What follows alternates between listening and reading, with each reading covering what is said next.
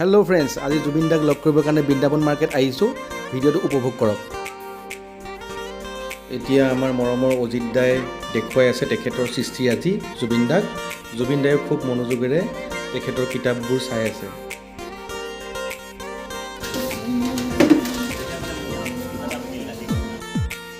এতিয়া ডাক্তৰ জয়ন্ত কুমাৰ নাথ তেখেতে জুবিন দাক তেখেতৰ সৃষ্টিৰাজি দেখুৱাই আছে। মৰিগাঁৱত তেখেত কৰ্মৰত, তেখেত চৰকাৰী ডক্তৰ।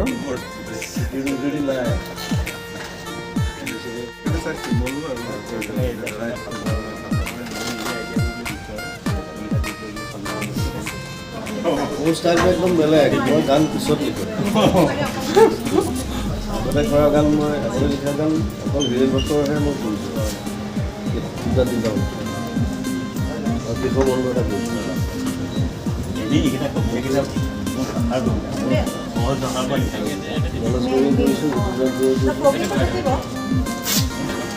আমাৰ গান পিছত ফুলো আগতে বুজি দিয়া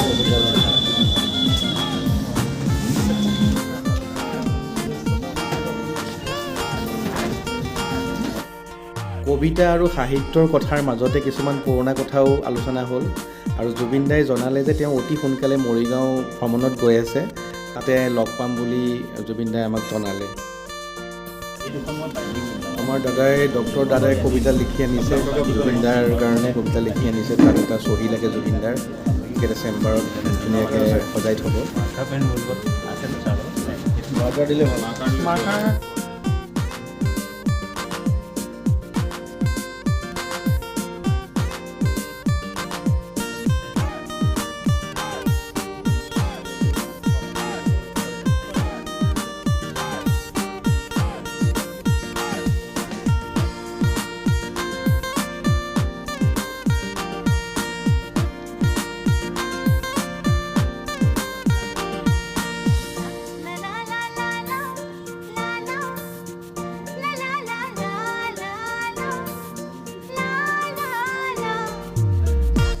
এয়া দাদা আছে অজিত কুমাৰ ৰয়, আমাৰ মৰিগাঁৱৰ দাদা। আজি জুবিন দাই মাতিছে, জুবিন দাক লগ কৰিব আহিলে। দাদা কেনেকুৱা লাগিল লগ পাই? জুবিন দা আহি সোমাইছেহি তেওঁৰ সেই বৃন্দাবন মাৰ্টত। আমিও আহি সোমাইছোঁ। এজাক ধাৰাসাৰ বৰষুণো আহিছে গুৱাহাটীত। বৰষুণ মোৰ বৰ প্ৰিয়, জুবিন দাও প্ৰিয়। জুবিন দাই বাহিৰত বৰষুণ চাই আছে।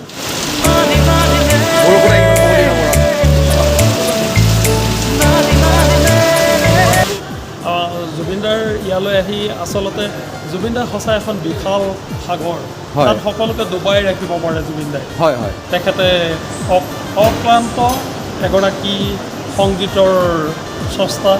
তেখেতক কৈ মানে শেষ কৰিব নোৱাৰি আৰু অসমৰ হাৰ্টথ্ৰব। দাদা আপোনাৰ কিতাপকেইখনৰ বিষয়ে অলপ কওকচোন। আজি কি কি দিলে জুবিন দাক?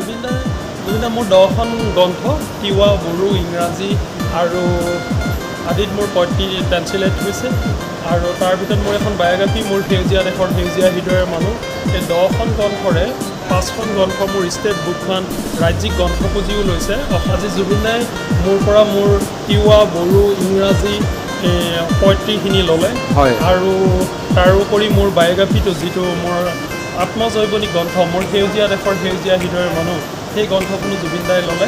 লৈ জুবিন দাই বৰ আদৰেৰে চকু ফুৰাইছে। আৰু ইয়াত এটা সুন্দৰ পৰিৱেশ হৈছে।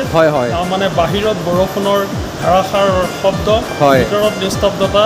জুবিন দাৰ কণ্ঠই যেন আমাক সেই বৰষুণ নমাই আনিছে, তেনেকুৱা যেন লাগিছে। খুব ভাল লাগিছে আজি পৰিৱেশটা। জুবিন দাই আমাক যেনেকৈ লগ কৰিবলৈ বিচাৰিছিল, যেনেকৈ মাতিছিল, খুব সুন্দৰভাৱে আপ্যায়ন কৰিছে আৰু খুব ভাল। আৰু জুবিন দাই আপোনাক ক'লে কথা এটা মই শুনিলোঁ যে মই গানটো আগতে কৰোঁ, পিছত কথাবোৰ কৰোঁ। তাৰমানে কথাটো কি বুজালে বাৰু? নহয়, তেখেতে আচলতে গোটেই বিষয়টো হৃদয়ংগম কৰি লৈ সেই বিষয়টোৰ ওপৰত তেওঁ কি শব্দ হ'ব পাৰে, কেনেকুৱা হ'ব পাৰে, সেই সকলোবোৰে আইডিয়া কৰি লয়। গতিকে তেখেতক আচলতে আমি এজন বিশেষ ব্যক্তি হিচাপে জানো। হয়, এতিয়া আমি সকলোৱে জুবিন দাৰ লগত বাহিৰত বৰষুণ চাই আছোঁ। জুবিন দা থিয় হ'লেতো অনুৰাগীয়ে ভিৰ কৰেই। এতিয়া ইয়াৰ পিছৰ ভিডিঅ'টো জুবিন দাৰ ওপৰতে আহি আছে, মৰিগাঁও ভ্ৰমণৰ ওপৰত।